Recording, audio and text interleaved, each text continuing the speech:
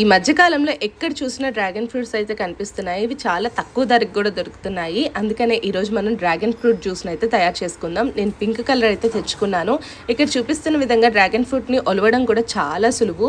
ఇక్కడ చూపిస్తున్న విధంగా ఒలుచుకున్నారంటే ఒక చిన్న ఘాట్ పెట్టుకొని చేత్తోనే తీసేయచ్చు మిగిలిందంతా కూడాను. ఆ పైన ముచ్చుకులు రెండు కూడా కట్ చేసేసుకోండి. ఈజీగా వచ్చేస్తుంది డ్రాగన్ ఫ్రూట్ అయితేను. దీన్ని కట్ చేసుకొని చిన్న చిన్న ముక్కలుగా కట్ చేసుకొని మీరు ఒక మిక్సింగ్ బౌల్లో వేసుకోవడమే. మిక్సీ జార్ ఉంటుంది కదా, ఆ మిక్సీ జార్లో వేసుకోవడమే.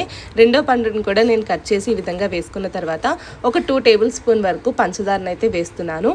మీ తీపికి తగ్గట్టుగా మీరు అడ్జస్ట్ చేసుకోండి. తర్వాత 3 కప్స్ స్మాల్ కప్స్తోని పాలను అయితే పోసుకున్నాను. ఒక 4 ఐస్ క్యూబ్స్ వేసుకొని ఇక్కడ నేను చూపిస్తున్న విధంగా బ్లెండ్ చేసుకోవడమే. ఎంత బాగా బ్లెండ్ చేసుకుంటే ఈ జ్యూస్ అంత బాగుంటుంది. ఇందులో ఎందుకంటే గింజలు ఉంటాయి కదా, అవి నోటికి తగలకుండా ఉండాలంటే 1 నిమిషం ఎక్కువే బ్లెండ్ చేసుకోండి. తర్వాత ఇక్కడ నేను చూపిస్తున్న విధంగా ఐస్ క్యూబ్స్ వేసుకొని తాగాలనుకునే వాళ్ళు ఐస్ క్యూబ్స్ వేసుకొని ఇలా సర్వ్ చేసుకోవచ్చు. లేదంటే నార్మల్గా కూడా సర్వ్ చేయొచ్చు. చాలా అంటే చాలా బాగుంటుంది. పిల్లలు కూడా చాలా ఇష్టంగా తాగుతారు. మీరు కూడా ఒకసారి చేసి పెట్టండి.